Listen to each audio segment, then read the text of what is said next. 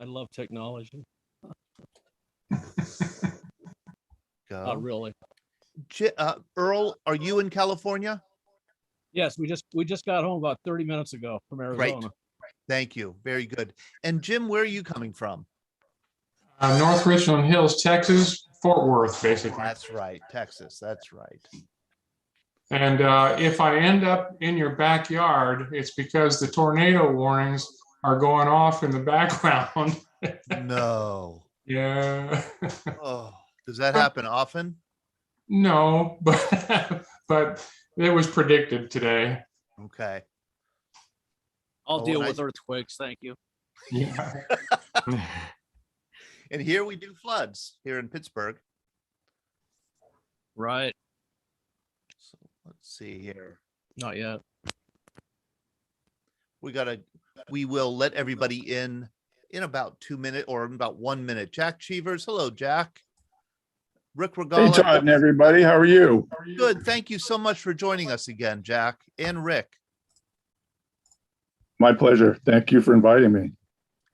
Jack, we have another author here, Jim Duermeyer. He's a retired Navy commander. He wrote a recent book on the Pueblo incident. I think would you say focusing on the North Korean motives, or that's a big focus of the book? That's part of it, but also I wanted to be the fly on the wall of the Oval Office. So there's a lot of what's going on in Washington, in the White House, and what's going on with the American public. Right. And so it's a little bit different take from Jack's book, although I did use Jack's book for part of my bibliography. Well, it's nice to meet you, Jim. I know of your book, and I think we emailed a few years ago too, a little bit. I'm glad. It's possible I may have contacted you, for some advice. I'm glad you got it published. Yeah. We are ready to go live. Right. All right. And we played that. Why, Don Nemchek? I ask you. All right. Good evening. Today is Rosie the River Day.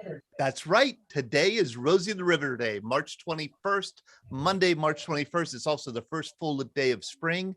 I have no idea why it's Rosie the River Day. I tried to find out why that was. Thank you, Don, for letting me know about this.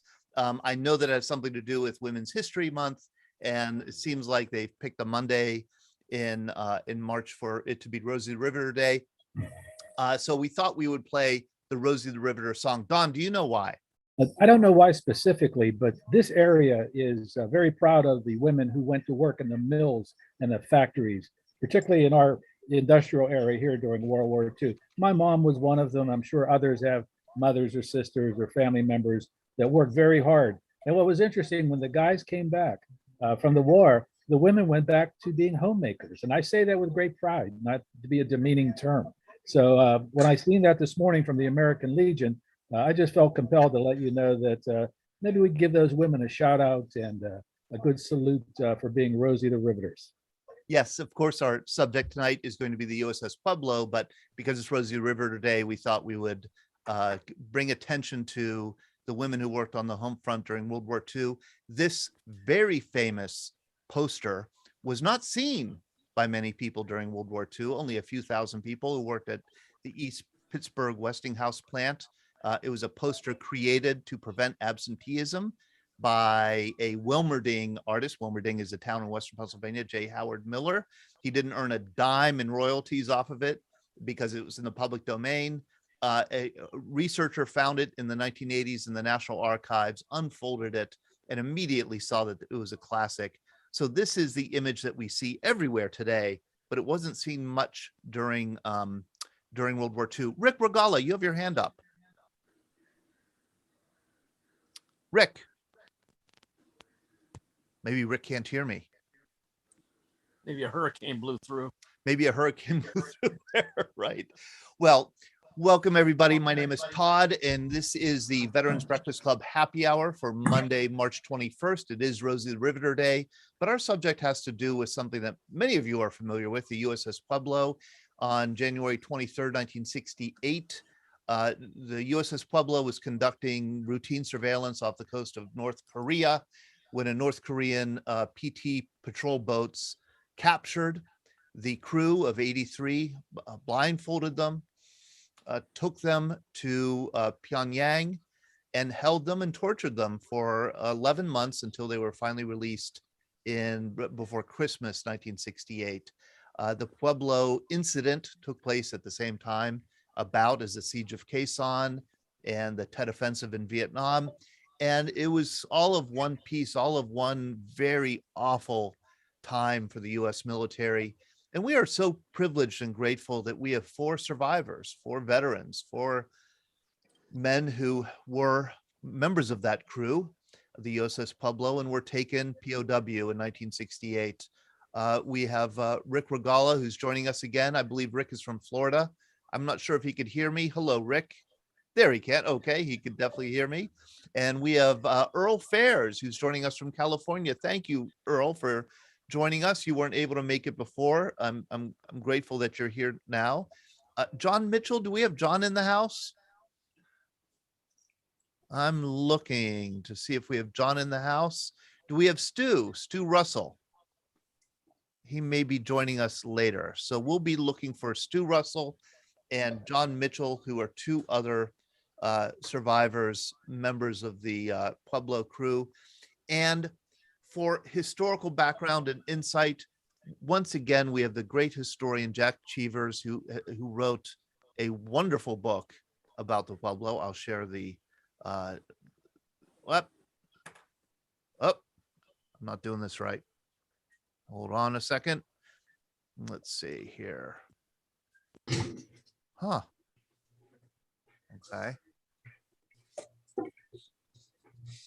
Okay, here we go. Now I'm going to do it right.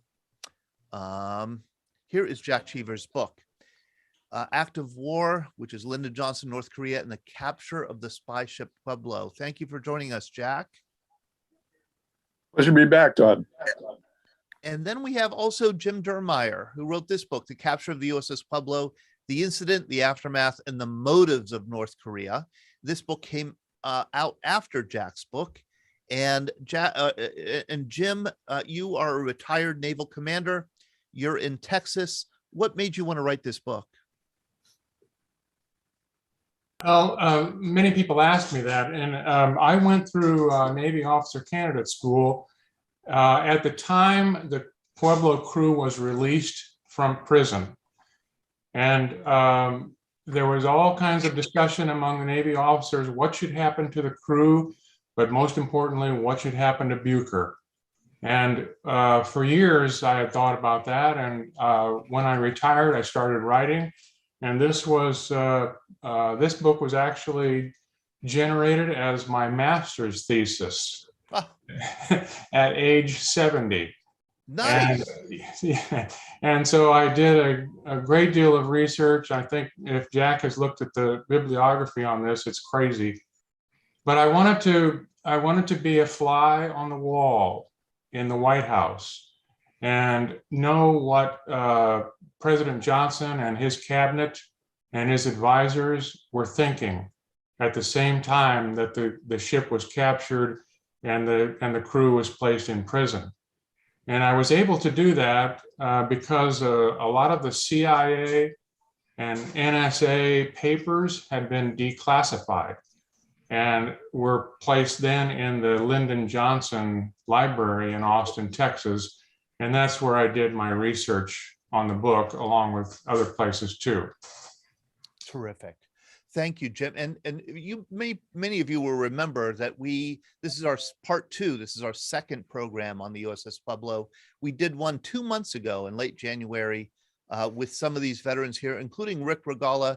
Rick, I noticed that you still have your hand up, and I just want to make sure that you are able to say your piece if you're looking to say something. Okay, I'm going to ask you to unmute. You unmute yourself, Rick. Okay, got it. You have your hand up, Rick. Did you want to say something? Okay. No, I was just listening in. Okay. What I'm interested in what the last one had to say about the book. I wasn't even aware of it, of Yes. this last book being out there. I have to say I wasn't either. And so I'm so grateful that Jim did email me, made me aware of it. And I was very eager to have him on. I see that John Mitchell is with us. Hello, John.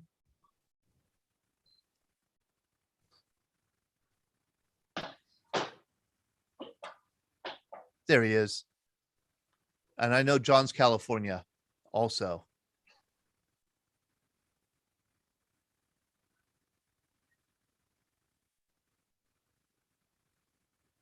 Hear me now? Yeah, how you doing, John? Okay, doing fine. Thank you. Thank you for joining us again. And thank you, Earl Phares, for joining us here for the first time. My thought is this. Here's my thought. Let's have Jack and Jim give us a broad, starting with Jack, give us a very broad overview of the USS Pueblo incident, setting the context, a little bit of the historical background.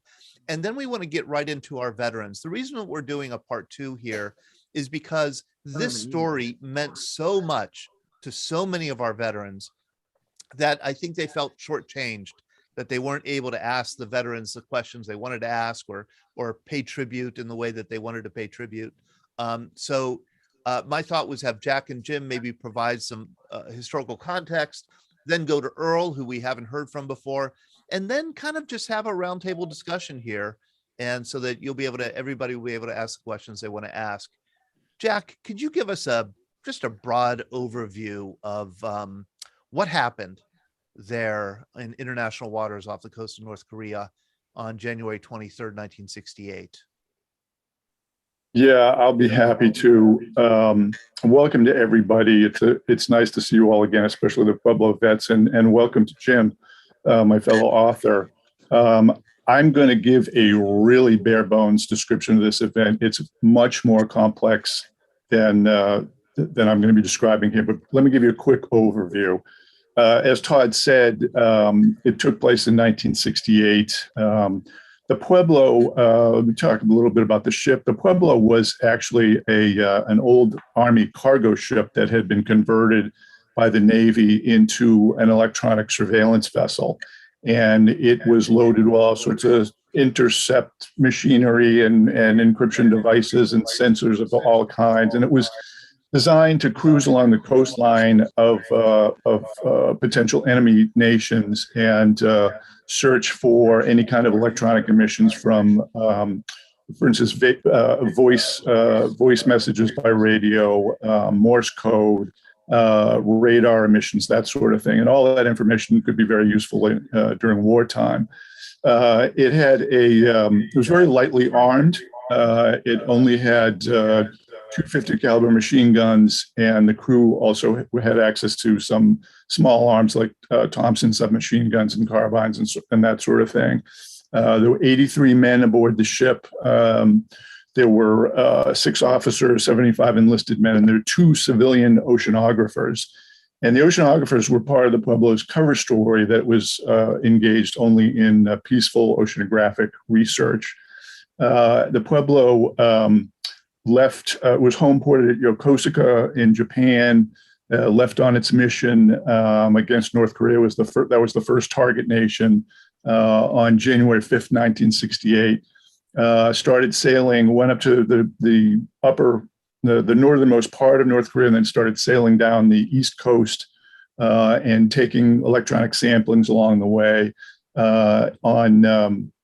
On the 23rd of January, as Todd mentioned, it was surrounded by North Korean gunboats. There were 4 torpedo boats and 2 submarine chasers, and they eventually opened fire on the ship. Captain Bucher tried to flee back to the open sea, but wasn't able to do that. The North Korean boats were much more heavily armed. They had the submarine chasers had deck cannon. And they were able to. Captain Bucher was worried that they would just chop him to pieces if he just stayed still. So he tried to escape. They opened fire. They shot up the boat pretty good. That one of the sailors was killed. 10 were wounded, including the captain. And he finally decided to stop the ship. It was boarded the North Koreans brought a pilot aboard, and it was sailed into Wonsan, which is a port on the east coast of North Korea. The crew were taken off. They were shipped to the first of two prison camps that they were held in for the next 11 months. They were treated with extreme brutality. They were tortured physically. They were tortured mentally. They were fed starvation rations at a really miserable diet of watery turnip soup and rice and this kind of rotten smelling fish. Nobody could really identify what the fish was. It kind of looked like a catfish. And they were forced to make false confessions. They were forced to write letters to their family, imploring their families to get their, senators and congressmen to put pressure on the U.S. government to issue an apology to North Korea for spying, which they had not engaged in. They were conducting a legal mission during peacetime in international waters, at the time after the crew was taken prisoner, President Johnson was faced with what to do, whether to go take military action against the North to try and get the crew and the ship back, or to go the diplomatic route. And there was a large Navy task force that was sent into the Sea of Japan, 25 combat vessels in all, the Enterprise, USS Enterprise, and 2 other aircraft carriers. At the same time, the U.S. moved about 350 combat aircraft into bases in South Korea and Japan, basically to try and put pressure on the North Koreans to cough up the ship and the crew right away. But they didn't do that. And Lyndon Johnson had his hands full in January 1968, as you'll recall, with the Tet Offensive and the Vietnam War. And he decided to try and negotiate with the North Koreans. And the U.S. opened secret talks with the North Koreans at the so-called Korean Truce Village of Panmunjom, which is located in the demilitarized zone that separates North and South Korea. Those negotiations went on for 11 months, the same time the crew was in prison, and a very complex process. I'll bottom line it for you. The U.S. finally found a solution that made the North Koreans happy, and they agreed to release the crew. The crew came back to San Diego on Christmas Eve in 1968, a very joyous welcome from the residents of San Diego. Thousands of people turned out at Miramar Naval Air Station to greet them. People were cheering. They were waving homemade signs. The crew was taken to Balboa Naval Hospital for medical checkups, and they were also debriefed on what sort of secret equipment had fallen into the hands of the North Koreans. Code machines, secret operating manuals for the intercept equipment on the ship, and that sort of thing. Just real quickly, in the aftermath of the crew's return home, excuse me, the Navy opened a court of inquiry in San Diego to try and get to the bottom of what had happened. The entire crew testified. A number of other high-ranking officers who had some connection to the Pueblo mission testified. And it was very revealing because what became clear was that a lot of bad decisions were made about the mission. A lot of faulty assumptions were made about how the North Koreans would respond to the ship. The Navy had really not put together any plan to protect the ship if it got in trouble with combat aircraft or combat vessels. And the Pueblo was basically on its own, very poorly armed, very lightly armed, no way to defend itself, no way to outrun the North Korean gunboats. I mean, the Pueblo's top speed was 13 knots and the PT boats could go 50 knots. So they could literally run circles around the Pueblo. At the end of the court of inquiry, a court-martial was recommended for the captain, but he was the admirals were overruled by the Secretary of the Navy, a man by the name of John Chafee, and that was in 1969 when that happened. And there's more about the story in terms of what happened to Captain Book and the crew in the next decades of their lives. And I'll just stop there. I know I've gone on a lot. And Jim, if there's anything you want to add, please go ahead. Yeah, let's have Jim add briefly before I want to come back to Jim. But Jim, how did the Lyndon Johnson administration respond to this crisis? What did I mean, it's happening at a chaotic time in the history of the country with the Vietnam War. Could you unmute yourself?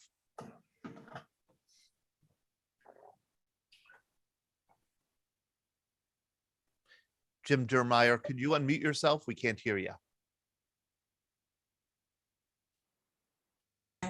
Okay. There we go. Can you hear me now? Okay. Yep. Well, let me lead into that if you'd let me, Todd, and I'll with a couple things first. As you said, I'm a retired Navy commander, and I want to say that I have nothing but the utmost respect for the crew of the Pueblo, who underwent a horrible thing for 11 months. And Jack has mentioned that. There was another piece that I wanted to add in here too. Prior to the Pueblo, there were other spy ships. One of them was the USS Liberty, which was an old Liberty ship that they put a bunch of communication antennas on and made it into a spy ship, which was shot up by the Israelis during the seven-day war, and 143 members of that crew were killed. That's a very low-key chapter that nobody talks about. But Pueblo came after that. Todd, you asked what was happening in Washington, and that was what I wanted to talk about too, is Lyndon Johnson and his administration had their plates completely full. The Vietnam War was the elephant in the room. Everything in Washington revolved around that war. The budget was all set up for handling the Vietnam War. Then along came the Pueblo Incident, and frankly, the cabinet, Johnson's cabinet and Johnson really did not know how to handle what had happened. His advisors met at least twice a day to talk about these things. Half of them wanted to go to war. The nuclear option was even discussed. There were outlandish plans made to go into the harbor with U.S. Navy ships and literally lasso the Pueblo and drag it back out to sea. But in the end, Johnson really made the decision himself.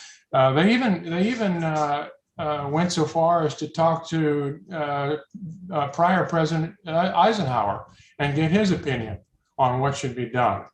But in the end, Johnson stuck with diplomacy, and as Jack said, for 10 to 11 months, the negotiations went on. The ship was sent to sea with a horrible risk analysis done on it.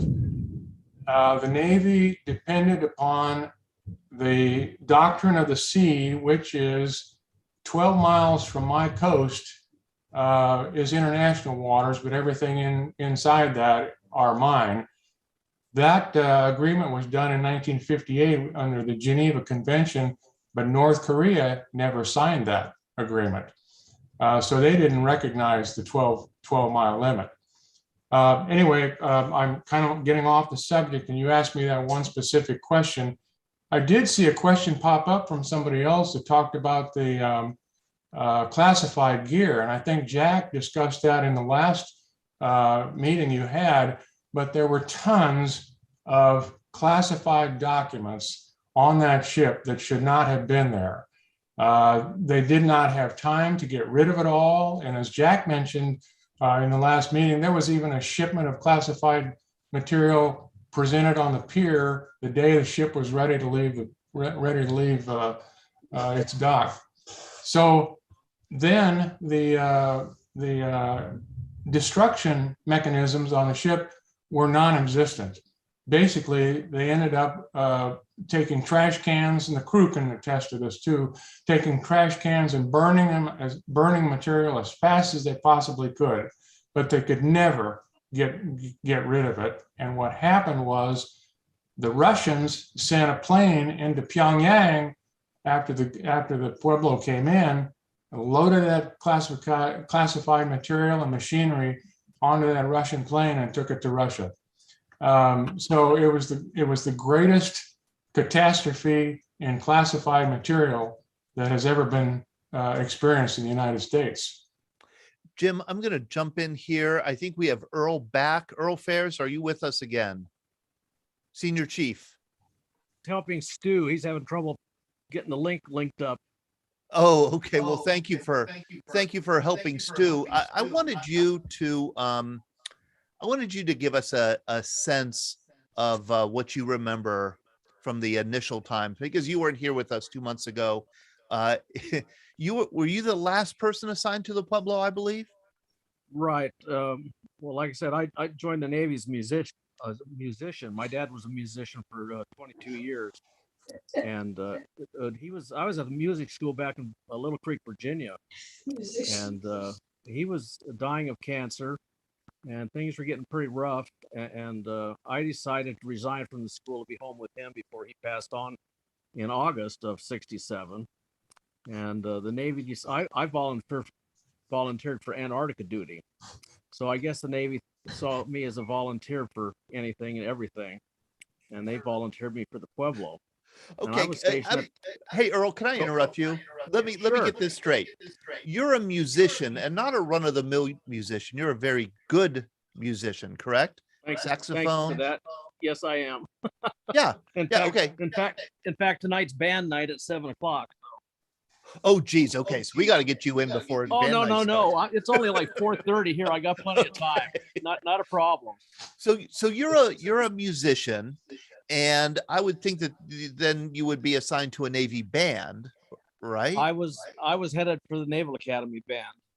Naval The Academy school was like band. 52 weeks, and I only had to finish 26 weeks and then go audition for the Academy band. And it wasn't a locked in deal, but it was from my instructors telling me, the chiefs and stuff, saying I had a pretty good deal to hook up with that band for 4 years, or maybe stay and finish career out. So I would go from, well, I was an E2, those 3 stripes there. I made seaman before I hit the Pueblo, but I was just a lonely E2, and I would have went from E2 to E6, first class petty officer, within the first year. So anyway, I resigned from the school to be back with Dad. Right. Volunteered for Antarctica, and they put me on the Pueblo instead. I will not ask you why you volunteered for Antarctica. I'm from Chicago, and I like cold weather. Okay. All right. We'll take that as an answer. So anyway, I hooked up. I got to fly over. I'm fortunate I didn't have to ride her over from San Diego, and so I flew over on Pan Am, hooked up with the Pueblo in Yokosuka, and assigned to the deck department, and assigned to the 50 cal, the starboard 50 cal, with a friend of mine, Maggard. He was in the Army for a tour of duty in Berlin. And so that was my general quarters station, was the Forward 50.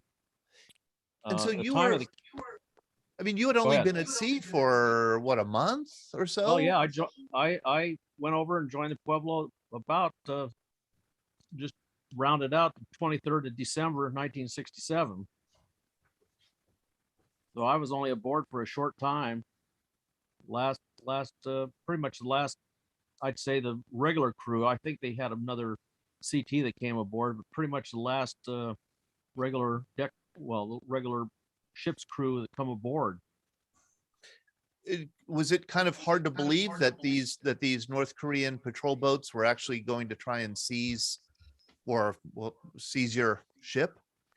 Well, that week I was on galley duty, and we were just cleaning up. Dale Rigby and I were cleaning up lunchtime, and we saw, of course, the day before we were approached or recognized by a North Korean fishing boat, which was no big deal because I had talked to well, the Banner had talked to Captain Booker, and they had explained that no big deal. You know, they've been with the Russians and the Chinese.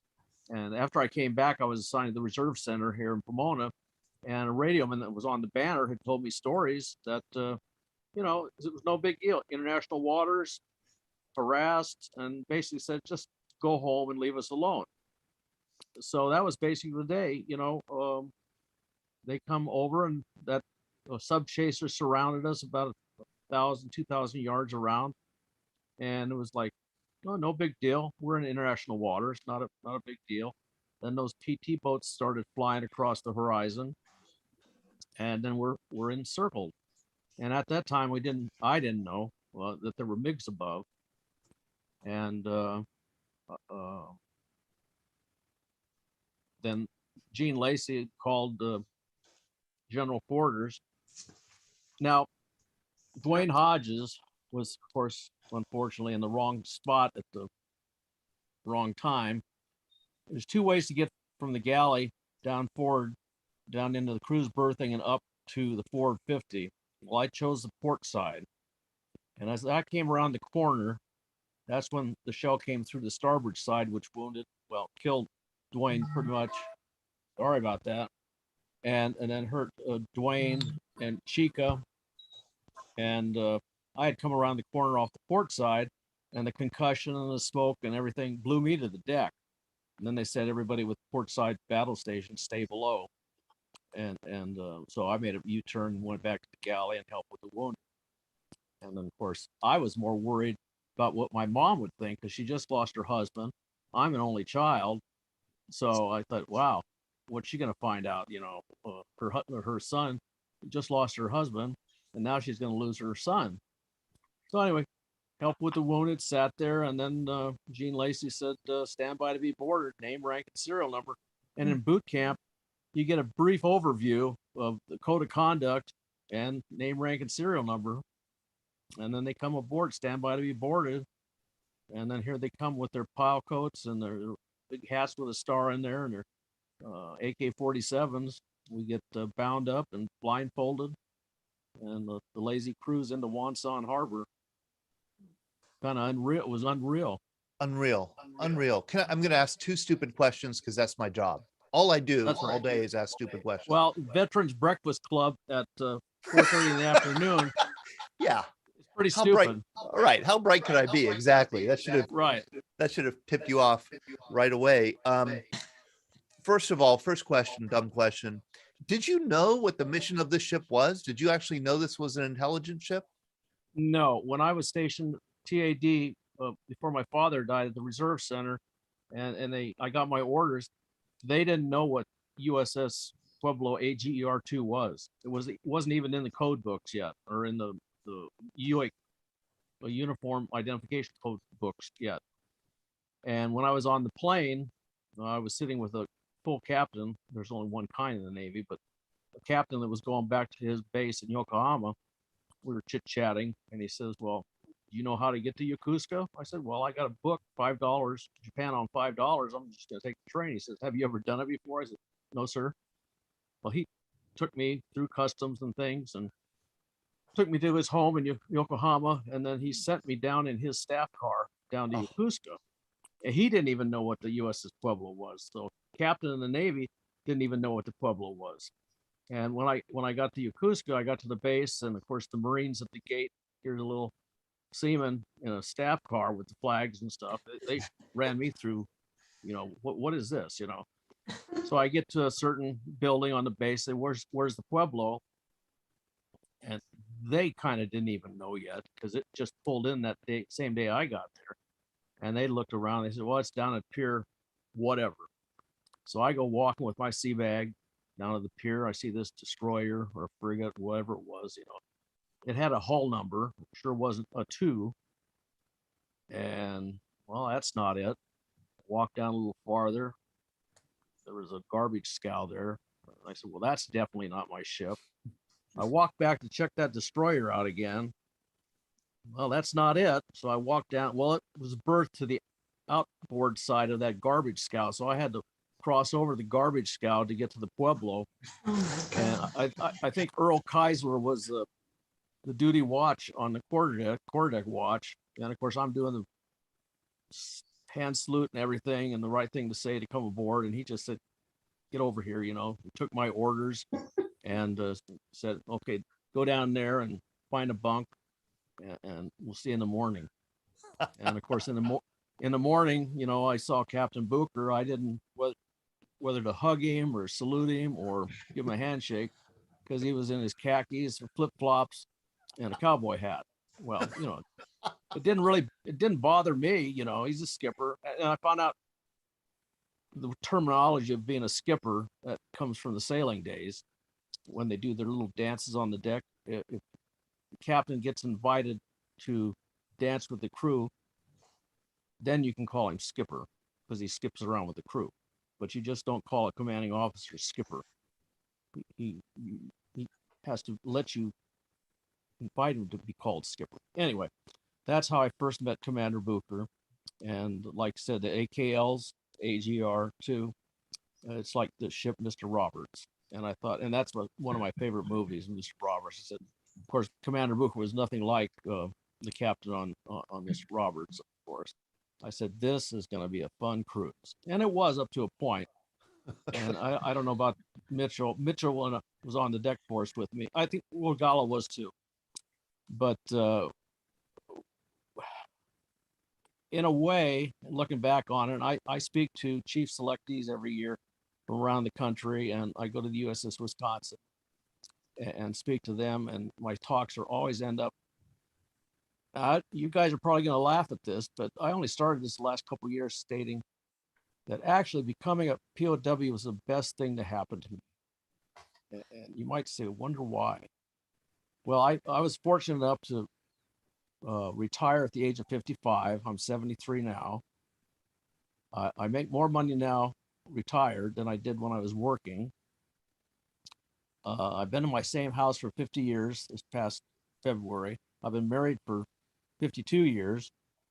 My 3 boys are doing well. One's a banker, one's in the Army, and one's a realtor. And I've got 3 wonderful grandkids one's graduating from college this year, one's high school graduate this year, and a 4th grader. And I'm living the life. A lot of my high school buddies are just now retiring because of IRAs and those kind of pension packages. I'm back to being a musician. As you heard prior, I got band tonight. We got a concert next week. So all in all, if I hadn't have been, my dad hadn't have died of cancer, I still would have been at the school, probably 20 years in the Navy, wouldn't have been married to the wife I have today. Probably might have not gotten married. Could have been married 2-3 times and divorced because the musician's life is not that easy. Mm-hmm. Might have not made senior chief in the Navy because as a musician, getting promoted is not as easy as being a storekeeper getting promoted because there's not that many billets available. So all in all, except for those 335 horrible days that we spent, and I'm a Tom Sawyer type, so I'm pretty positive about life in general. Things worked out pretty well for me. With that being said, in addition, I would imagine that 345 days of having everything taken away from you, including decent food, makes you appreciate what you do have more than the rest of us who haven't endured anything like that. Exactly. And, with the way things are in life, people say things about this and that. We have no control on what's going to happen in life. And I would rather enjoy my life and just not worry about things.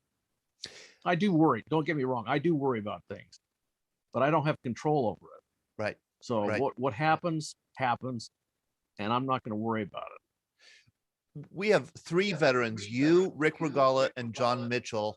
We have a lot of questions in the room already flying around. So I'm going to open it up and have our other vets and non-vets ask you any questions that they might have or share their own memories of that time when you were imprisoned. Who wants to go first? Brad Washabaugh, you had a question here in the chat, I believe. Yeah, I was just curious, after the initial interrogation and determination that you probably didn't know much, what was a typical day like in Who's gonna captivity? take that? Who wants that? I don't care. Well, as a musician, I'll take it. For me, it was great. There was the need to know aboard the ship. Ship's company did not know what the CTs were doing. We didn't even know what a CT. Well, I'll speak for myself. I didn't know what a CT was. So And what does the that's CT stand for? communications technician. Okay. They were the spies. So I didn't even know what that rating was. So when they took me in for interrogation, they asked me these questions and stuff. What was the ship doing? Things like that. Hell, I don't know. I'm just a musician. You lie, and then they kick the shit out of you. And ask the question again, and then they beat you in the face. Or they, as a musician, then they take the AK-47s and crack my knuckles. Fortunately, they didn't break, but got a little arthritis in it now. Then they take me out, and then they bring me back another day. Of course, they have our service records. That was the last thing that shouldn't have been on the ship at all. Then we could have played dumb for a lot longer. But once they got down to the service records and found out that I was just a musician, which shouldn't have been on the ship anyway, but that's here or there, then they knew, hey, this guy does not know anything. We'll leave him alone. So that's fortunate, being stupid and not being a CT and don't know anything about classified information. Then I didn't get beat up as bad as, say, the CTs or the officers to that thing. So a typical day, let's just skip ahead from being beat up and being in the barn and getting all the information from us. A typical day in a room would be get up, depending on the time of year, 5 or 6 o'clock in the morning. We'd go out on the play field and do calisthenics for about a half hour. And then we come back in. The first, third deck, we're on, it was a 3-story building. They lived on the first deck. We lived on the second and third deck. One of the decks would eat first, while the other deck would clean their rooms, clean the hallway and stuff. And then it flip flop. Then you go to your room, you'd sit in your chair, read their propaganda. Well, fake it, fake like you're reading their propaganda gear. You're quiet, you don't talk. The guards would come in, check on you at any kind of interval they'd want. Once during the week, your room daddy would be a junior lieutenant, would take you in and chit chat about North Korea. And that was always fun because they take you through an interpreter. So that would make your day a lot longer. It's just instead of talking to us in English. And then around noon, you'd go in and have your noon meal. Once we both had the noon meal, we'd go out for sports in the afternoon. One afternoon, we were looking up at the sky and saw this streak going across the sky. Thought it was a weather balloon. Well, it happened to be a U-2 plane. And we got to see those photos with the NIS, showed it to us. And here's our smiling little faces, just like right here. That clear from 60,000 feet up. Really nice photo.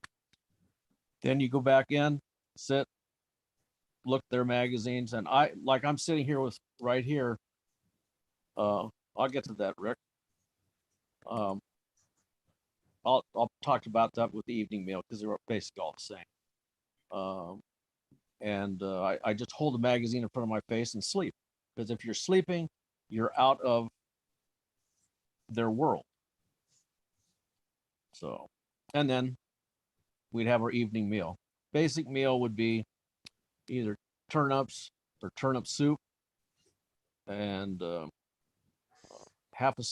couple half slices of rice bread. I think the rice came with the evening meal. It was a dinner plate of rice cut in 4s, hot water, and then what Jack alluded to would be sewer trout. Be a little piece about big as your thumb, long as your thumb, and you just peel it off the bone. It wasn't much, about a 1/4 inch and about as long as your thumb, and we called it sewer trout. And that was the basic meal for all 3 meals. And they did give us sugar and we'd sprinkle that on our rice to tidy it up a little bit. And then the butter was more like motor oil, solidified. I think maybe once a week we got a small little apple, which, I never liked to chew my apples down to the core, but there was only seeds left. I'd eat the core too. I mean, you'd eat everything. And then after the evening meal, you could take off your jacket and sit around, and we played cribbage, played chess, and then we could talk. Red Cross, are you kidding? That was a joke. We'd ask for, where's our Red Cross packages? We don't do that. Did you get mail? Did you get mail? Yes, unfortunately. Now, Arnold, I can't think of his first name. He lived up in Northern California, Santa Rosa, California. He got a lot of mail. I mean, we had to write letters in the beginning, and to our congressmen and to our parents asking, get us out of here. Maggart and I wrote a letter to our California senator, who was Murphy. I can't think of his first name, but Murphy. And the first letter was, "Dear Senator Murphy, get us out of here. Thank you." Well, that wasn't good enough for them. They'd always want a little more. Don't you want to put this in? No. Yes, you do. Stuff like that. So it expanded the letter. The same thing with letters to home. Letter to my mom, got expanded. Yeah, they're taking good care of me. We're eating well. And tell my brother Joe I'm doing fine. Well, I don't have a brother Joe. I'm the only child. Joe is my Siamese cat. So she knew I was bullshitting her about how well they're taking care of us. And of course, then we had to record these letters. And that was usually done during our sleeping time in the evening. And everything had to be perfect. You couldn't cough, you couldn't sneeze, you couldn't stumble over a word. So no, I did not like writing letters. And the least letters, my mom would write me a letter. The casualty assistance officer told her to write one letter a month, and she'd put a number next to the zip code. And I got 3 letters during the whole time. Arnie got letters from his mother, grandmother, tons of letters, and he'd have to reply or, back to each one. And so, no, I didn't like getting letters. And now in our room, we did do a little number on our lieutenant and stuff. When letters and other things didn't work to get our release, we were asked through the interpreter, have you ever thought about writing another letter? Now, they wanted to send me to a neutral country. Well, not neutral, I think it was Cuba. They wanted to send me to another country to do a tape recording. I didn't want to do that. But they asked through the interpreter, have you ever thought about writing home again? Each one of us stood up in the room, said, nope, we've never thought about writing home again. Earl, Saturday can you hear comes me? along. Yeah, hey, Stu. Is that Stu? Yeah, Yeah, you can't see me, but you can hear me. yeah, that's enough. That's enough for us. This is Stu Russell, another veteran of the USS Pueblo. Thank you for joining us, Stu. Oh, you're welcome. We were just taking questions here from the audience, and one of the questions was just about your everyday life in captivity. Earl kind of filled us in a little bit on that, and I don't know if you have anything else you remember about just what everyday life was. I heard most of that. That was pretty accurate. Hey, Stu and Todd, let me just finish on this one little story. Okay. Sure. And then I'll let Stu take it away, because he's a historian. He's got a lot more inside stuff on the Pueblo that people have to hear about. Anyway, our whole room stood up and said, nope, we have never thought about riding home again. Well, we have a big meeting with the colonel the next Saturday, and Earl Kaiser's face got pulverized with like a little slipper, and his face looked like hamburger. Now the colonel asked through his interpreter, will you ride home? Now he starts with our room. Will you ride home? And we all stand up and say, damn straight, we're going to ride home. And we all stood up. all 8 of us, yep, we're going to ride home. And you could see the lieutenant say, you bastards. Well, yeah, we're Booker's bastards, of course. We told you we never thought about riding home. Now, we don't want to be made to look like Earl at all. So, yep, we're going to ride home. So, fun and games like that, their fault. They asked the wrong questions, So little things like that we did, plus the Hawaiian good luck sign and just other stuff we could screw with them, made our life more fun. So take it away, Stu. Well, give me a question. Well, I'm going to show a picture. There he is. I don't know if you can see this, Stu, but this is a picture of you. Looks like you're feeling a plant. And I don't know if this is you in captivity or not. No, that was there. They took me out of the room, take a picture, and the only thing in there was that plant on a table. And I was trying to, get some kind of a message across. So I was looking like I wanted to have carnal knowledge with that bush. And the FBI took it to my parents and said, does this mean anything to you? And said, oh, our son loves plants. Now, that's not true. So this is a propaganda picture that the North Koreans took of you, like, go look like you're happy. Yeah. Wow. What do you remember of, I hate to ask you this question about, the abuse that you suffered. I think Earl said that he lost a lot of weight with the food. He got wrapped on the knuckles badly, got hit with rifle butts. Did you suffer the same kind of abuse? I don't know. That sounds kind of stupid, but during Hell Week, 4 of the guys in my room were moved into the one where Mitchell and what's his name were in, and they took them out and beat the crap out of them, came in and threw them on the floor right in front of us, and they had to crawl to their chairs. And I don't remember that. So I wonder what else I blacked out. Yeah, you may not remember. Could you explain to everybody what Hell Week was? Well, I think it was in October, the Time magazine published one of the photos of the room, and 2 guys were given the finger. And then the article said, something like, all's not good in the DPRK. In Asia, if they lose face, you lose your ass. And, so they started calling people in. The first group to go in was that room. And they beat the crap out of those guys. And then, like I said, they combined rooms. We had one room with 12 people in it. And that was so they'd be easier to watch us and have more rooms for interrogation. So that was a week of horrific abuse that followed the publication of the photograph that I just showed, where a couple of the guys were giving the finger the Hawaiian good luck sign. Right. And they went through their pictures. And they probably saw hundreds of them. Right. And they were a little upset.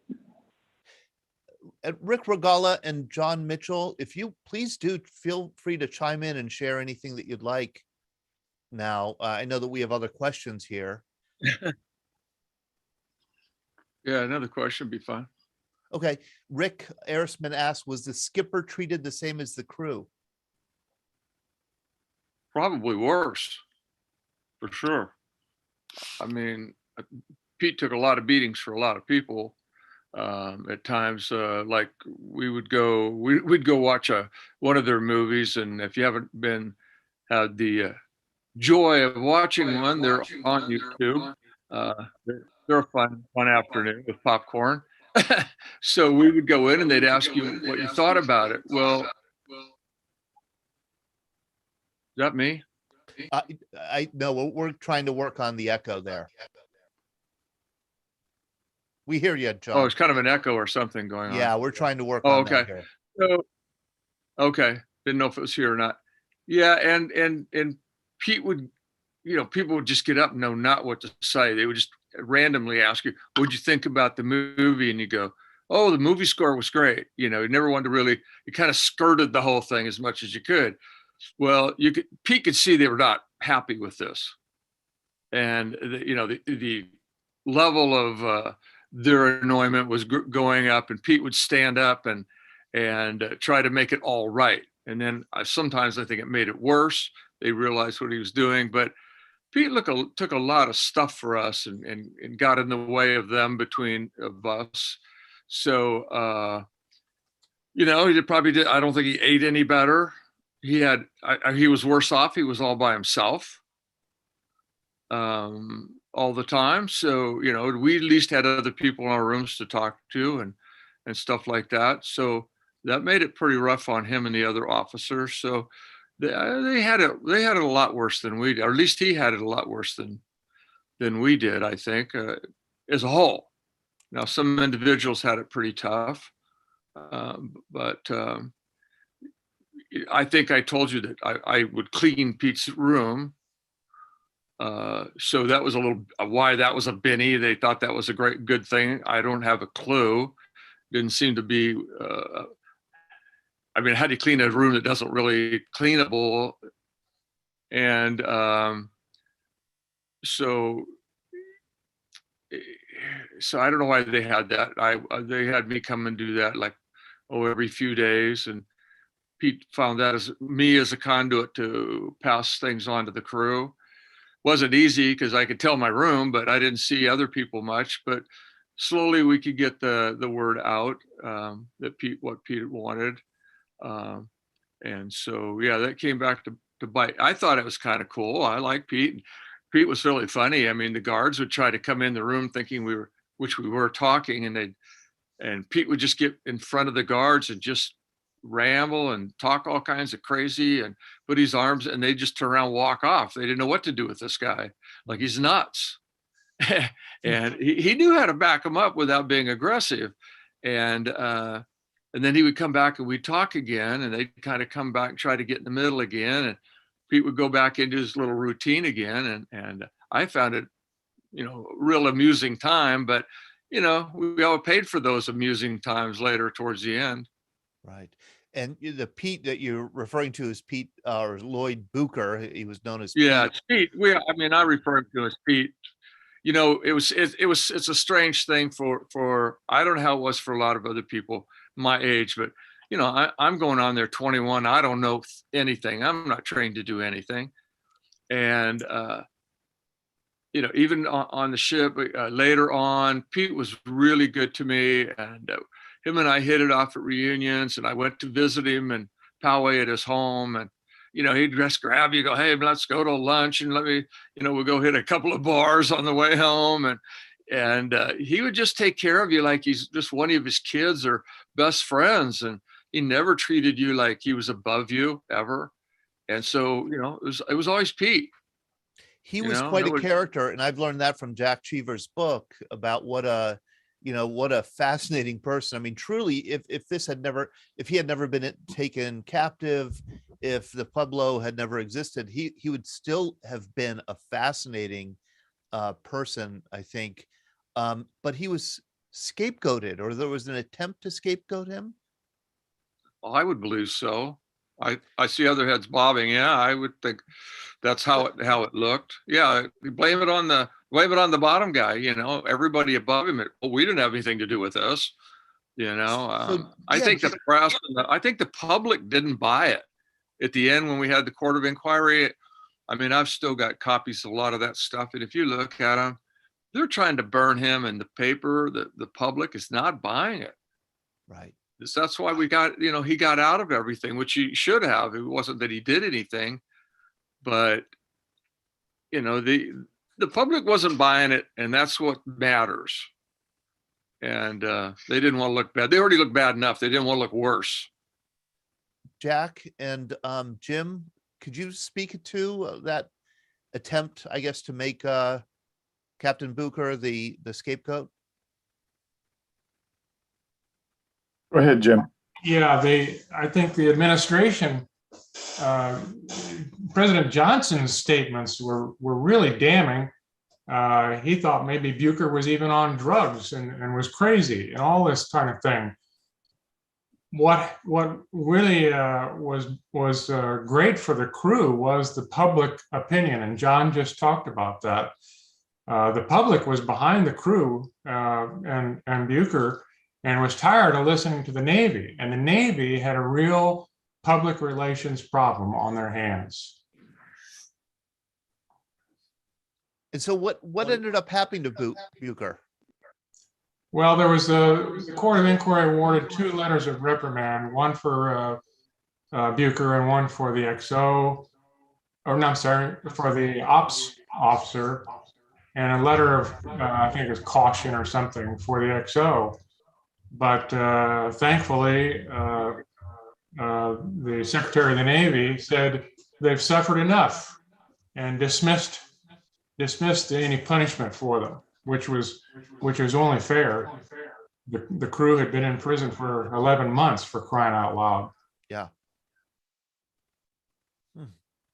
I don't know if I have it all right. It's just all I heard. I believe Pete actually went down for a while to the Monterey Language School. I'm not really sure what he did there. I don't remember. He later got another ship, and they laid mines off of Flotilla 1. Haiphong, I believe. He was out of Guam. Okay. John? Well, he actually went to Monterey, John, and worked on his master's there, and then had about 3 more duty stations before he retired. Yeah. And interesting, he retired in '73, and interestingly, he went to he went to art school in LA after that. He was actually a very talented artist. I don't know if folks have seen some of the prints he's done. They're beautiful. Some of the artwork he did, and he made a pretty good living for a while in retirement as an artist. He also, as the crew well knows, spent a lot of time trying to get medals and awards and other recognition for them. Fought a very long and difficult battle with the Navy over the POW medal, which initially the crew was ignored for the POW medal, while it was being given to veterans, POWs of World War II, Korea, in the Korean eras, and the Pueblo was specifically excluded. And long story short, Pete basically forced some congressional hearings on that, and the Navy reversed itself, and the crew wound up getting those awards in, I want to say 1992, if I'm remembering correctly. It was quite a while ago. Wow. It's almost as there if was, Rick. There was some other things that Bucher did for us. Can you hear me? Yep. Yeah. Yeah, there was talking about the things he did for us. He also got to know the president of the American League in baseball, and all of us were issued Major League Baseball passes through. I think Cronin was the president of the American League. He got to know them, and then we got issued those. I still use mine to this date. Living in Florida, I'm going to a game Wednesday.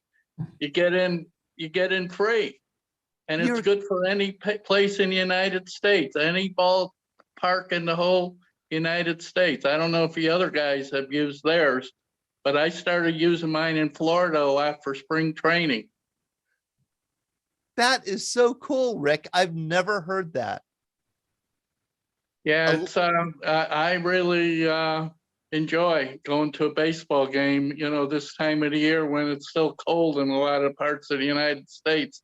Going to a baseball game for a lot of years when I still lived in Chicago, I'd come down to Florida and use that pass to see a game in March. So it's always been a precious thing that I received. Oh, that is so cool. A lifetime pass to a Major League Baseball game, and you're still using it. That's good. That's really good. From the captain. Captain got it for all of us. That's pretty cool. when you show the pass, does anybody ask you like, where did you get that? Why are you getting in for, and do you explain it? Not really. They pretty much honor it though. They look at it and they've had to sometimes take it back to the manager and all that, and they just issue the tickets. And in some instances, you get parking also along with it. So, but I'm getting, with this right around the corner of me going to see a game, it's really on my mind now because I'll be taking a friend. And we're going to be seeing the Tampa Bay Rays and the Atlanta Braves, the world champs, play. And the stadium I'm going to is in Northport, Florida. It's fairly new. It's only like a couple of years old.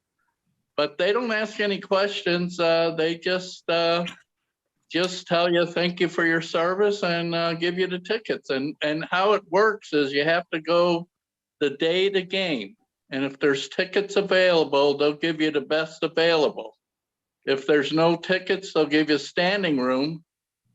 And I've always gotten something, but most of the time I get tickets right behind home plate. It's really unreal how they go out of their way to, accommodate this request with this pass I got. And actually the pass, I lost it years ago. I don't know where I lost it. So I wrote to Major League Baseball about 3 years ago and they reissued it. They wanted me to contribute $100 to Major League Baseball charities, which I sent them a check and they reissued it. So I've been using it again. I love that. That just warms my heart a little bit because I would imagine the USS Pueblo is something that is not at the top of most Americans' minds. There's so many Americans today, most Americans today probably weren't born even when this took place. And even those who were around in 1968 may not remember many of the details of the Pueblo. So, you are part of something that has maybe been somewhat forgotten over the years. And also, it sounds like the Navy just kind of wanted you guys to go away. Yeah. Well, I think they did, with that court, like we were talking about it, that was a drummed up court of inquiry. It was done to pacify the Navy, but everybody knew it was a bunch of BS, that they were just doing it for the heck of it. But to forgive him because of what he went through, and that's our captain, it was terrible the way it was handled. Don Nemchik has a good message in the chat here. I didn't know, Don, that the Iranian hostages also got lifetime passes to Major League Baseball. One Pittsburgh writer, he said, quipped, who was not a baseball fan, he quipped, haven't they suffered enough to have to go see, I would imagine, Major League Baseball? Hey, can I, Todd? Yeah. In there? Yeah, I talked to Pete quite a bit after we got home, and he was telling me one reason that they decided not to go through the court martial is they would have a lot of stuff dragged out that was still secret. And one thing that just gets you is I got hold of a NSA report, and we had documents on board the ship that were so highly classified, even Booker couldn't see them. So what the hell was that about? Yeah, and from what I've read, Stu, Booker wanted a court martial so that he could bring out facts, right? Yeah.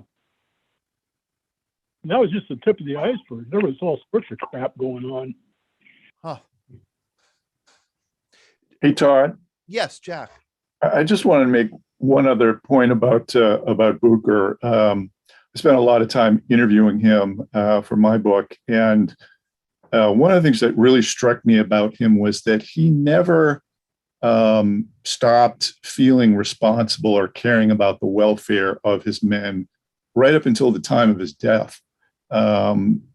He fought for them tooth and nail in all sorts of ways. And one of the crew members that I interviewed was a guy by the name of Bill Massey, who had a really hard time. I think a lot of the vets did, but I know Bill Massey had a very hard time.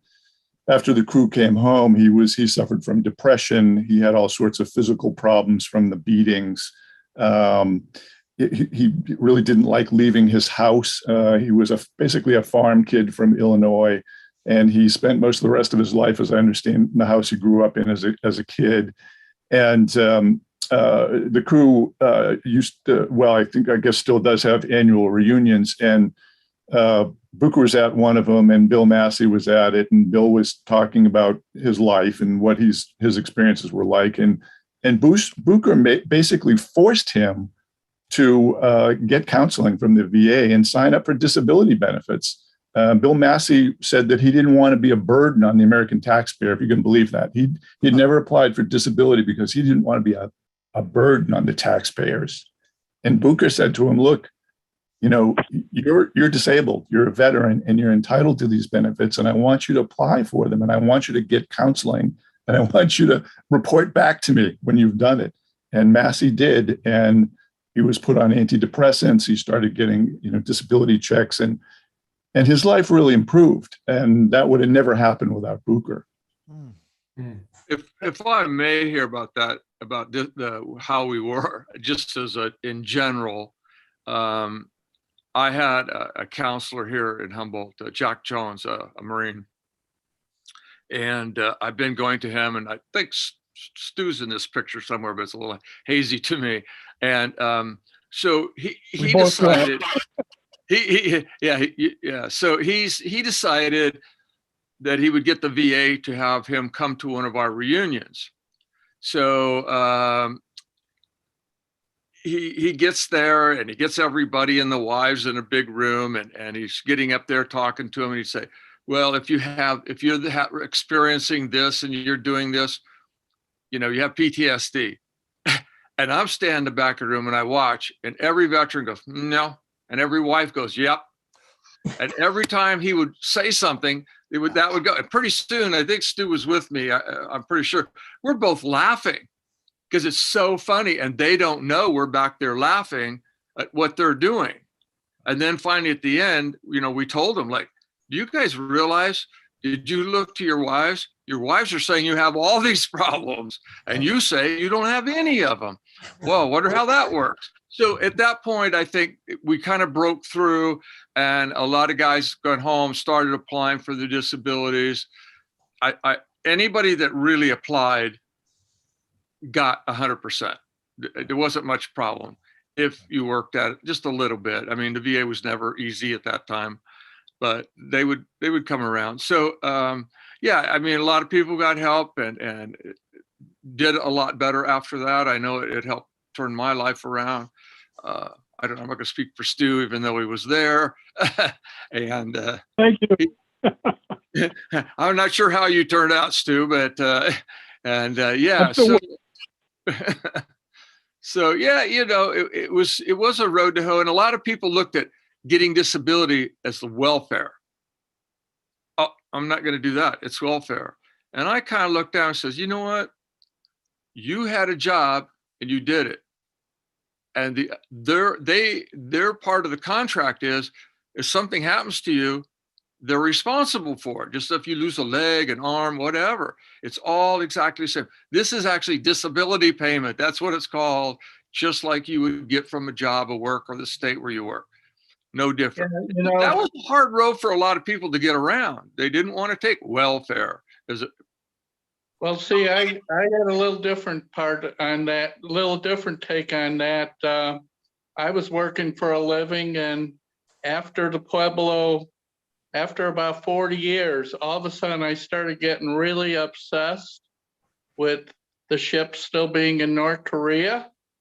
I mean, it was like, why can't our government do something to get that ship back? And I mean, you try talking to your congressmen and senators and all that, and they're blaming it on the other party. Well, no one wants to do anything, etc. I got to the point where it dominated my life with conversations with the outside world. So that's when I decided basically that I'm not going to work anymore. And there is something to this whole thing, that's affecting me. Because, and even to this day, it's a burning desire that I still want that ship back. And I'm still in contact with my congressman. And I talk about it whenever I can, hoping that somebody that knows something about it will do something someday and get it back. It's probably never going to happen in my lifetime, but I still want to keep trying. So, I mean, that all of a sudden, that kind of feeling all of a sudden made me decide I can't work any longer and then go for the PTSD like we're talking.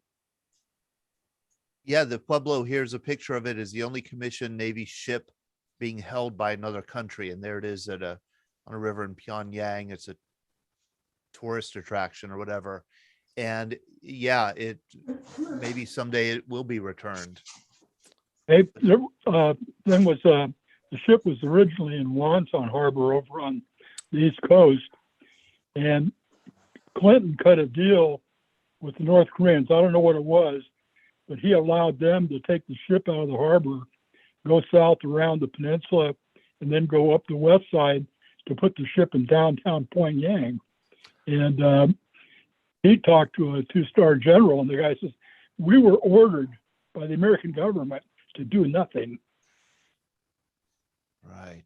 Yeah, it's true. Clinton's said, "Oh, we're having delicate negotiations with the North Koreans. Don't get involved in this." Right. Right. So Can I ask you, how'd that work? four guys who are who are POWs in North Korea, a tough question. Was there a time during those 11 months when you lost hope? Not for I me. don't think so. We always had hope that that we would get out, but it wasn't if, it was when. Because after first 30 days, I think we all felt comfortable that we were going to be out in that period of time. And after it didn't happen then, it dragged on and on. So it became starting to think that, how long could this be? We knew we'd eventually go home. But when, that was the hardest thing for me. How about you, Earl? A year Yeah. would have been tough. The one Earl? thing I wanted more than anything else was to get out of there. Well, Let me ask Earl. Earl, there was never a time when you lost hope? Well, like I said, we had our goals, like I thought maybe Easter, 4th of July, and then of course Christmas. But after a year, I talked to Vietnam POWs and stuff, and I don't know how they lasted 6 years. Yeah, I 5, really 6 don't. years. I Right. and of course Tuck, the senior oceanographer, was in my room, and he kept me going too. He said, they're not going to shoot us. Like I said, after 30 days, if we're not dead then, or the U.S. retaliated, we're going to go home. It's just a matter of time. But still, after a year, why would they let us out a year after the Easter, or why would they let us out a year after the other 4th of July? So, after a year, I would start wondering, when. Would have been real dragged out then, but it worked out, within a year. But yeah, Tuck just kept me going. He said, we're going to get out of here. It's just going to take time. Don't worry. We're not going to, they say they're going to shoot you because you're spies. You're all spies, even though you're not a CT. They threaten you with the, don't you guys, you can't sit on your butts all day. We're going to put you to work. And no, I'd rather just sit on my butt all day anyway. I don't want to work. We're lazy Americans. Clem Blazewick asks, that's a good question, Clem. Were any POWs taken back to the Pueblo to help identify any equipment or anything there? No, I wasn't. I don't believe so. I don't think anybody went back Okay. because just we a were few on the other side of documents. the country. Let me invite the veterans on who were in the service around the time that you were taken, what they remember from that time, because I know, I know I got a lot of messages after our first program in January from veterans who say Yeah, I remember that whole 11 months because, of my job, and we thought a lot about you guys. So let me just open it up and ask what our veterans remember of that time.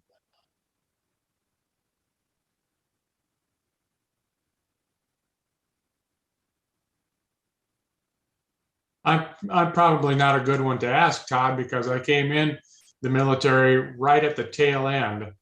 And I was in officer candidate school while these guys were just getting out of prison. So that's what I remember about it. Do you remember following it in the news? Oh, sure. Oh, yeah. Donut Dolly Jennifer, you said you remember you arrived to open a Red Cross unit in Tuiwa.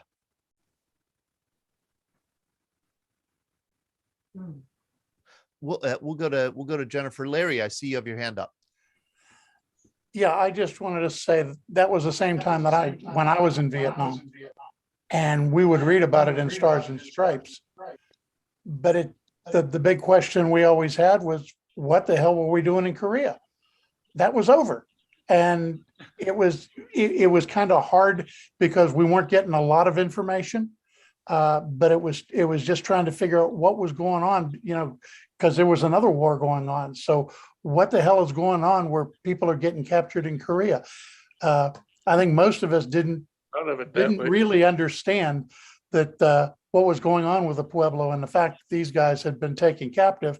It's like, why was that happening? Because that war was over, and we just didn't really know how to respond to that, I don't think. Jeff Witherell? Yeah, I was gonna say that when this happened, I was a sophomore in college. I was in ROTC in college, and we stayed up on it quite a bit. I mean, I'll tell you, our cadre was staying up on what they knew was going on and everything like that, and what the government was doing, what we were getting out of the press and everything. And I think where we really started learning things is when they did the inquiry, and I was the next year in school when they started doing the inquiry, and our officers and that stuff, and we were all convinced as cadets. They said, this is a sham. I mean, this is nuts, because there were so many people that there was people out there that felt that Bucher should have been shot, for giving up his ship or go down with the ship or scuttle the ship and all this. And then when you started looking at the, where they were and what the weather was like and the water was like, and they had no way to defend themselves with 250 calibers and all this, you say, well, what else could you do? I mean, you could sacrifice your whole crew, and that'd be right. That'd be great for a movie, but I don't think that was going to solve anything. And so we were pretty much, we saw the Navy as a real sham on that darn inquiry. And we were studying that when I was at school. That's interesting. So you could tell, you knew that it was and we were just cadets. You could see right through it and say, this is garbage. That's. Oh, interesting. Jennifer, are you Jenny Young? Yes, I am. I'm sorry I didn't respond a minute ago. I thought you were going to read what I put in chat. The comment I made was when I went to Tuiwa in February of '69, already there were 2 F-100s Air National Guard squadrons from New Mexico and New Jersey who said they were activated because of the Pueblo incident. But there they were in Vietnam in February of '69. And so I was really interested in the comments about how Lyndon Johnson was pursuing, oh my gosh, that's an old, yeah, okay. I couldn't resist showing this.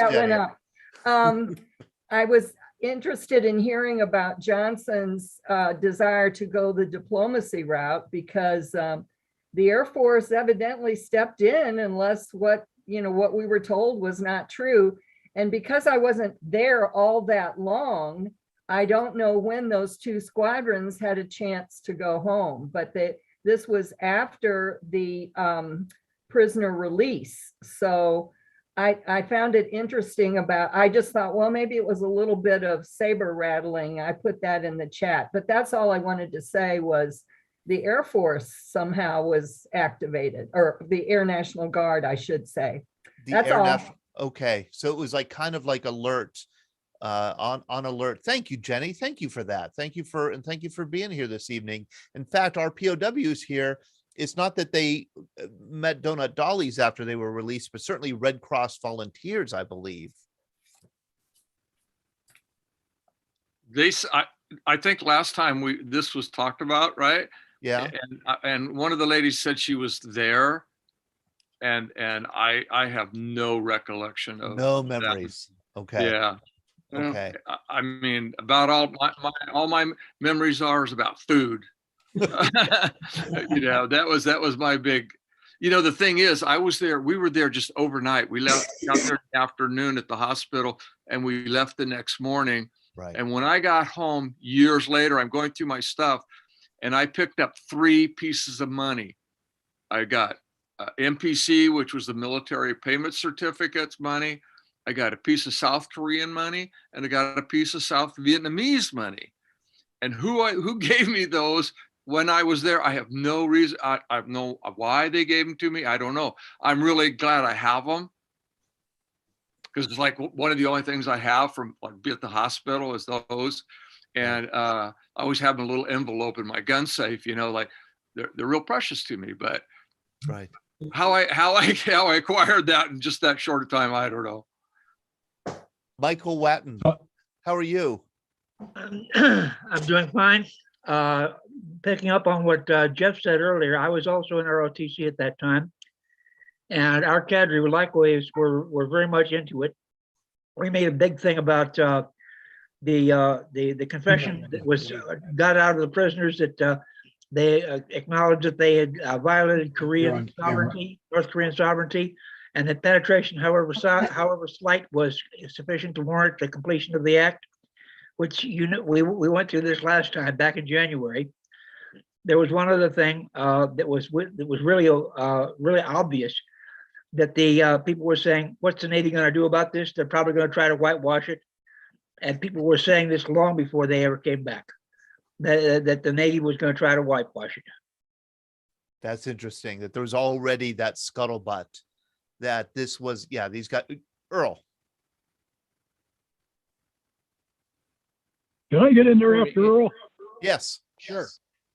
Getting back to the court of inquiry, they questioned me about, arming the 50s and all that kind of stuff. And of course, they raked us over the coals and wanted to take down Booker and all that. Well, years later, met an admiral and stuff, and he got to read a lot of books and things, and especially Jack's book, I think.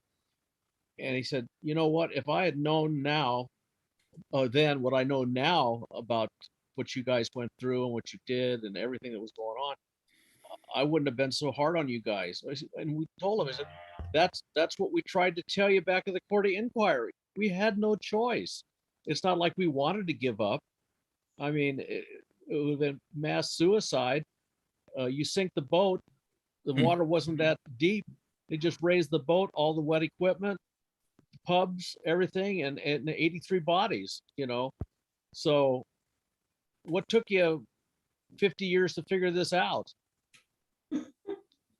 That's it, I guess it takes officers longer to figure things out than enlisted. Stu and then Jeff. Yeah. Yeah, one thing I wanted to point out is my brother worked for a retired Air Force colonel, and he was transitioning from 105s to Phantoms, and they were in Korea. His favorite cousin was married to the captain of our sister ship, the Banner, and he had been on it, and he knew what was there and what it was all about. And he was in the air when the ship was captured, and he thought they were misnamed it, and he thought it was the Banner. And so he turned around, took the guys back to the base, and he got them to bomb up, and went and told them, "Hey, I'm ready to go." And the Air Force, "No, you're not." Remember during the inquiry, they said, "Oh, we wanted to go, but it would take too long to get ready." Yeah. Everybody was just spewing garbage. Jeff Witherall. I was going to ask the senior NCO on the Pueblo. Is that called the chief of boat or something? Is that what the senior NCO is? I think we had our senior NCO, not NCO, our chief petty officer, senior chief petty officer we had was the E7. That was Chief Goldman. Okay. Okay. I'm just curious about okay. How did he fit into this whole scenario? In the Navy, I think you got something confused here. The senior enlisted on a submarine is chief of the boat. Maybe that's what it, okay, chief of boat on a submarine. Okay. Okay. But I was wondering how the chief petty officer, you know, the main guy on the enlisted guy on the Pueblo, how did he fit in? See, I love when we get a retired lieutenant colonel in the Army, start asking questions to Navy guys, especially about rates and ranks and roles in the Navy, because then I don't feel so stupid. Jim, so Jim is a commander in the Navy, a retired commander. What is the equivalent in the Army of that rank, Jim? Lieutenant Colonel. Lieutenant Colonel. Yeah, so it's commander, like what, Major Colonel. Right. So Jim and Jeff are equivalent retired ranks, Yeah. Navy, Army, and you know, it's fun to hear you guys speak past each other. Usually in the Navy, the senior enlisted guy in a command is called the senior chief of the command or the master chief of the command. Okay, master chief. So who is this in the Pueblo situation, and how did he perform? That's the Pueblo guys. Yeah. I don't know what you call master chief, because there was the chief was on the deck. There was the chief of the CTs. We had a chief of the engineering. You know, I don't know. And one day you might be working for one, you're working for another, but I other than that, I don't know where this in between was. I just thought Booker relied on one main guy and said, okay, this is my senior chief. Just like in the Army, we have sergeants major, we have first sergeants. And that I just wondered how they did it on the Pueblo. Well, you know, Booker was an ex-submariner, right? So he kind of did run the ship like that. But, you know, I don't really know how he was running his chain of command on there. I don't know. He was trying to use the XO, and they butted heads. They didn't like each other because Pete was a submariner and I don't say Schumacher, it's not Schumacher. Murphy. Yeah, thank you, Stu. Thank you, Murphy. I don't have a good memory anymore. It's gone. Murphy and him didn't like each other, butted heads, and it went on forever. So how they got around that, I don't think it was very well. Yeah. So I'm not sure who Pete was relying on next to take care of things. Okay. It was a weird ship. I'm telling you, things were just run however. I mean, like I was saying last time, when I came on board, I worked on the deck crew for a while. Then I go to mess cooking. Then I go to the engineering room and I'm working on diesels. And the next thing I know, now I'm engineering yeoman and I have my own space. And this is all in 2 months. Yeah, we were all I moved from a guy who just showed up with nothing but boot. So I'm the guy who shows up with nothing but boot camp, right? And in 2 months, I have my own space, a desk. I don't have to stand watches on the ship anymore. I had a maid if we hadn't got captured. It's just like you just molded into a slot and that was it. Things were not. You just didn't have enough people to cover what they called, you know, all these different slots. So they just combined, pushed things together, made it work. Yeah. The Dungaree Navy, much more informal. Right. Todd. Well, yeah, we were very informal. Todd. A little bit like McHale's Navy at times, but Stu. Yeah. Todd, Joe Wisniewski. Oh, Joe. Hey, Joe, how are you? I'm doing well, thank you. Being on a small ship back in that era, every division had a chief petty officer. Okay, if you were a machinist mate, there was a chief petty officer of machinist mates. The deck gang is that there was a chief petty officer of deck gang. So on a small ship, you could have 3 or 4 chief petty officers, but for whatever division you were in, if that makes any sense to you guys. As far as having As far as having most small ships at that time, as far as I know, did not have like an E9, a Master Chief or anything like that. Okay. It was just every division having their own Chief Petty Officer. And then under him, if there was no Chief Petty Officer for the division, a first class petty officer might be the head of that division.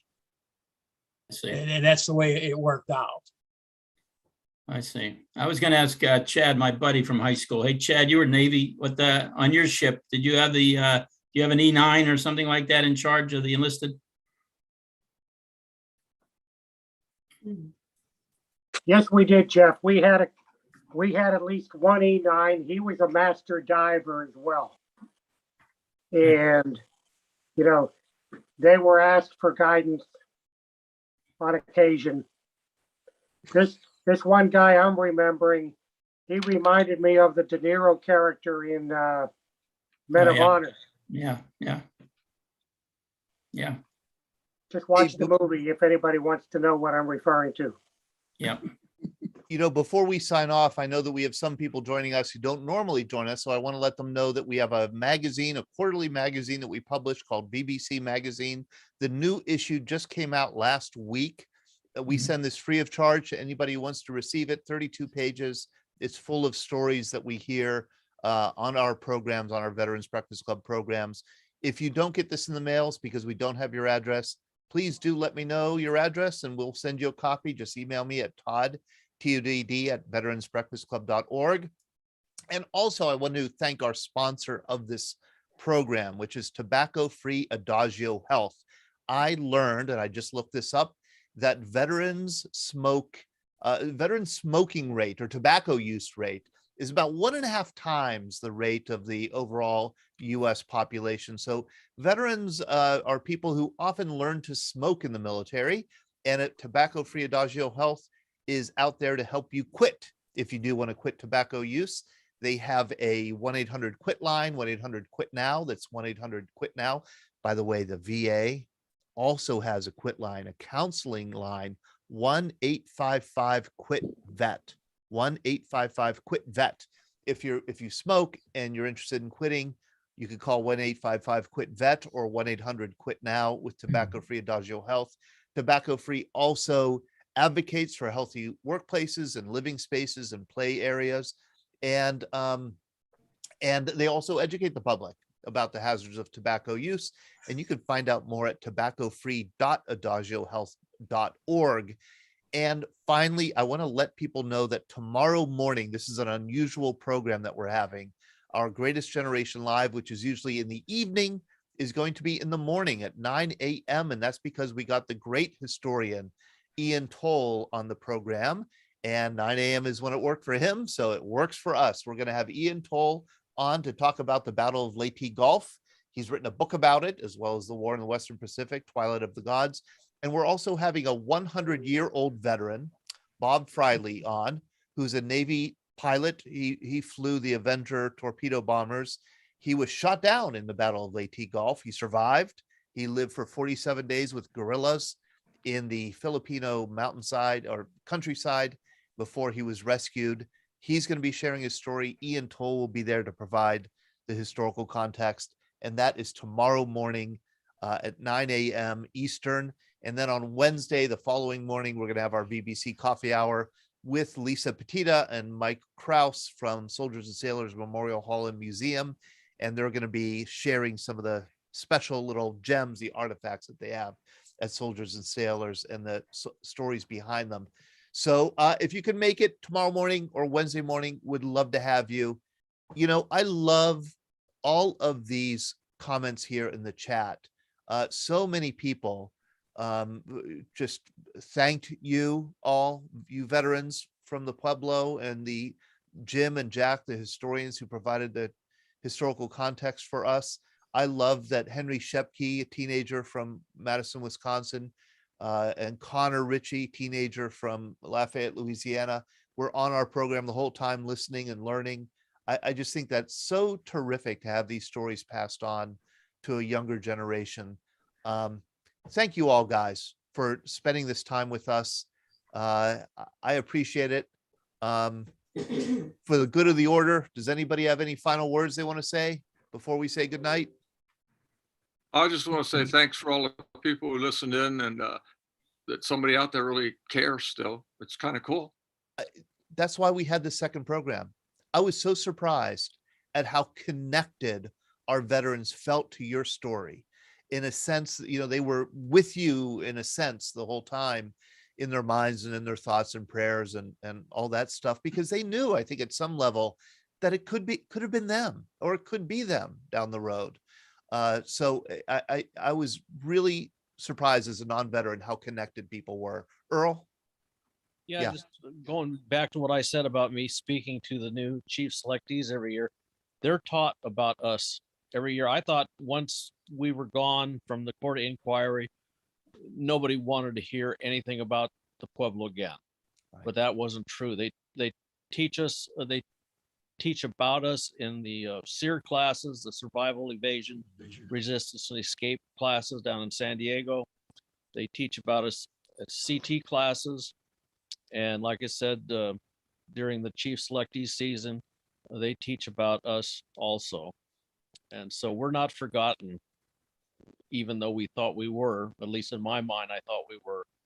We're still being taught the history of the USS Pueblo yearly. And like I said, I speak about it. And I did think a little lowly E3 seaman from the Pueblo that was the last guy aboard, progressing up to senior chief, would continue I call it my crazy naval career, from being a musician to a POW to an EOD tech to being back to a musician, would be hitting the road doing what Pete did more eloquently than myself, telling the story of the Pueblo, well, at least my time and what I went through as a POW with these other gentlemen for 335 days. It's not an easy story to tell, and I'm in such admiration that you are willing to share the story with us, because I know it. I have some words of wisdom for the sponsors. Okay, Rick. Yeah. Talking about smoking, I have a little story to tell about why we were over there. The cigarettes, we were allowed to smoke, and everybody on the ship said they smoked. So we had more cigarettes than we knew what to do with while we were over there. They were called Cal Maggie. The closest thing in an American cigarette was a Camel, you know, with no filter on it, just the short little ones. But we got to smoke those anytime we wanted, whenever. We had so many of them. And actually, somehow I brought home a started pack of those, and I have them somewhere still after all these years in a box. A pack of Cal Maggies. And I remember coming back, and my finger that I smoked with was all brown. It was just totally brown from smoking so much. That nicotine was caked on, and it took years for it to come away. But fortunately for me, after about 40 years, at the age of 55, like almost 20 years ago, I did quit smoking finally. Oh, good for you. Oh, man. Yeah, I imagine without much to do, smoking was a way to pass the time. We called those Kalmaiges. We translated that because it was a seagull to seagull shit. Yeah, and I you know, some people didn't smoke, believe it or not, in the military. Then there was a few, and you know, I probably had 2 to 3 packs I could smoke a day, and I probably got rid of most of them. It wasn't long after I got back, I almost choked to death having a regular cigarette, American cigarette, and I thought I was going to die, and I quit right there. I was just still 21. I quit because I thought I was going to die, because those things almost killed me right there. 2 years worth of those almost killed me. Oh, man. So yeah, it's time to get out of that game quick. Yeah. Yeah. Yeah, they were bad. But as he says, nothing else to do. You might as well smoke yourself to death. That's right. Todd, a story, you go out to sea, cigarettes when I was in was 10 cents a pack. Wow. Yeah, they were $1 a carton for us too. Yeah, Yeah. yeah. 10 cents a pack. That's right. Yep. No wonder so many Also- of you smoked. They were called This is C. They were called C-store cigarettes. Yeah, but you could get whatever you wanted, Yeah. you know, as far as the popular brands and stuff like that. Yeah. As long as you were first in line, you know. Did you get a ration card for liquor? Only in Vietnam, not on ship. You know, we Yeah, got that's all what I those- mean. We on ship we got them, but we had to use them on the base. Okay, no, we didn't get But we couldn't bring it on the ship. You had to take it downtown. Yes. Okay, So we'd buy it in the liquor store on base. We'd take it down to some club and sign it in, and then drink it in the bar in Japan, whichever little club you decided to hang out in. So we got, I Yeah, forget, I think it was 2/5 a month or something. Yeah, And it then was you got a something like certain that. It was, yeah, because I remember, not making much money, like $40 a month or something. You had to stretch your monies. So But a fifth Gilby's was only vodka, I $1. remember, was 60 cents a fifth. And you got 2 $60. fifths, so Oh, it's but pretty whatever. darn cheap. I had more ration cards than I knew what to do with, because guys who didn't drink, I got all those. But I never got a chance to use them because we left. I don't know what I was going to do with them. I guess probably if I'd been there long enough, I'd have figured out how to sell them downtown. But that was good money in those days. Bob Mizwa. Yeah, Todd, they'd fly sundry packs out to us in a field up in northern Icor. Always got Camels, Lucky Strike, and Pall Malls for nothing. all non-filtered. All lung busters, no Marlboros, which I smoked at the time. It was all lung busters, Right. And, even the Vietnamese wouldn't smoke them. That's the crazy thing. That's But why like, the North Koreans gave it to us. yeah, that's why if you had those menthol cigarettes, oh God, the South Vietnamese Arvins went banana. You could get anything for a carton of menthol cigarettes, and I mean anything. And I'll leave it at that. No, I know what you The mean. North Koreans like to talk about how everything they did was theirs, everything it was them, about their stuff. And the colonel who interrogated us or had all the meetings smoked Marlboros. And they brought him out there in a Plymouth automobile. And I think there were some other American cars, Mercedes, nothing North Korean drove in that base out there. It was all either German or American cars, and they smoked. The guys who had the pull had Marlboros. So, yeah, so much for only Korean. How great. This is so much fun. Henry Shepke, That made our it feel teenager, good. said it's so fun to listen to these Vietnam era veterans bonding here and sharing their memories. Thank you guys. Thank you all for joining us tonight. This was a very fast program. We zipped through it. I know I still have a lot of questions. I hope you stay in touch. Love to see you again. You're welcome anytime. Jim Duermeyer, especially, I'm going to make sure that you come back and share some stories from your career. Jack Cheevers, thank you. Earl, John. Okay, good night. Stu. And anytime. Thank you. You guys are great. It's been You guys are nice. great. Thank you. See you, Rick.